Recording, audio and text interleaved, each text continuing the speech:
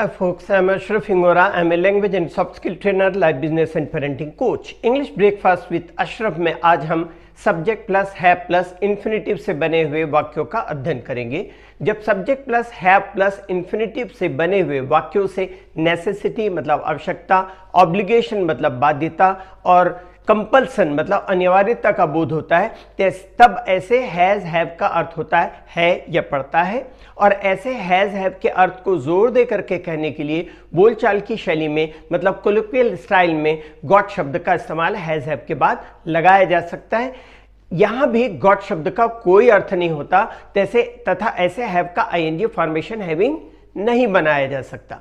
इनका स्ट्रक्चर देखें, subject plus have has had plus infinitive अर्थात टू प्लस वर्ब। दूसरा subject plus has have had plus got plus infinitive. यहां got लगाए तो ठीक है, ना लगाए तो ठीक है, कोई फर्क नहीं पड़ेगा।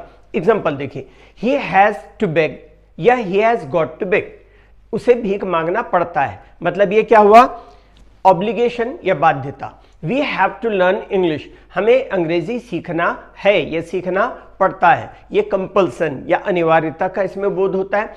आई have to speak in English, मुझे इंग्लिश में बोलना है या बोलना पड़ता है, ये नेसेसिटी या आवश्यकता का बोध कराता है।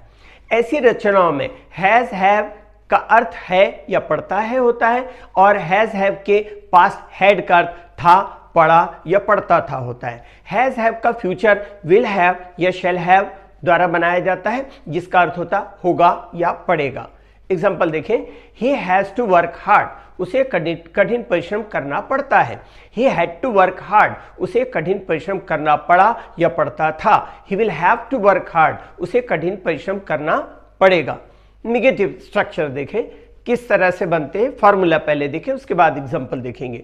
Subject plus has have had plus not plus infinitive.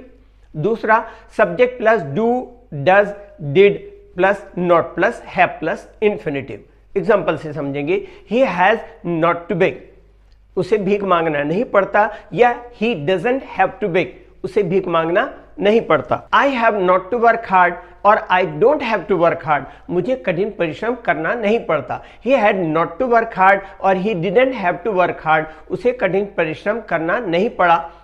आगे देखें फ्यूचर के सेंस पर, he will not have to work hard, उसे कठिन परिश्रम करना नहीं पड़ेगा। इंटरोगेटिव फॉर्मेशंस देखें किस तरह से बनते हैं, फॉर्मूला पहले देख लें। दो तरह से इंटरोगेटिव बनते हैं, has have had plus subject plus infinitive. Infinitive अर्थात टू प्लस वर्ब, बता चुका हूं पहले भी। Do does did plus subject plus have plus infinitive, ये दो स्ट्रक्चर्स हैं। एग्जांपल से देखें, have you to borrow money एक, या do you have to borrow money, क्या तुम्हें पैसे उधार लेना है या लेना पड़ता है।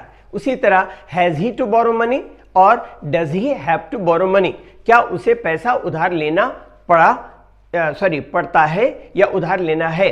आगे he had to borrow money, he had to borrow money कहें या did he have to borrow money, दोनों का कोई भी यूज कर सकते हैं। उसे पैसा उधार लेना पड़ा। And will he have to borrow money, इसका मतलब होगा क्या उसे पैसा उधार लेना पड़ेगा। इस तरह से कुछ एग्जांपल्स और देखें, subject plus has have plus infinitive के एग्जांपल से ज्यादा बातें क्लियर होती हैं, ज्यादा बेहतर रूप से समझ में आ जाता है। देखिएगा, I have to cook food myself, मुझे खुद खाना बनाना पड़ता है। I have to take her to hospital, मुझे उसे अस्पताल ले जाना पड़ता है या ले जाना है। दोनों I have to go home बोलते हैं मतलब मुझे घर जाना है, यह अर्थ निकल रहा है मुझे घर जाना पड़ता है, ऐसा नहीं। लेकिन ही हैज टू बेग अगर कहते हैं तो उसे भीख मांगना है नहीं हुआ, उसे भीख मांगना पड़ता है क्योंकि वो उसके ऑब्लिगेशन का बोध करा रहा है, बाध्यता का बोध करा रहा है।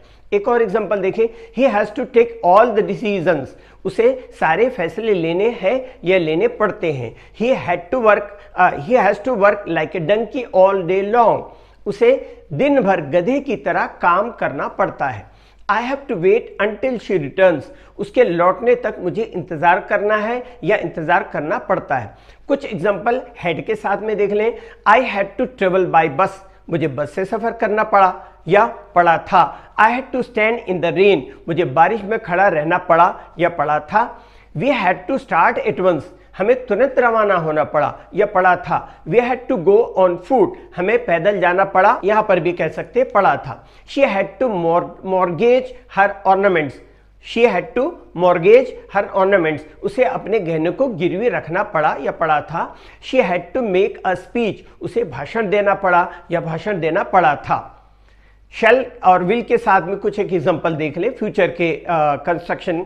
आई shall have to write it again, मुझे इसे फिर से लिखना पड़ेगा। You will have to leave at once, तुम्हें तुरंत रवाना होना पड़ेगा। You will have to go home alone, तुम्हें अकेले घर जाना पड़ेगा। She will have to do it right now, उसे इसे अभी करना पड़ेगा। He will have to borrow money, उसे पैसे उधार लेने पड़ेंगे। इंग्लिश के लिए आप मेरे channel English breakfast with Ashraf and soft skill के लिए Ashraf the mover and shaker को लाइक शेयर एंड सब्सक्राइब करें। कमेंट सेक्शन में कमेंट करें, बेल आइकॉन प्रेस करें और मेरी बुक जरूर पढ़ें। Thanks for watching.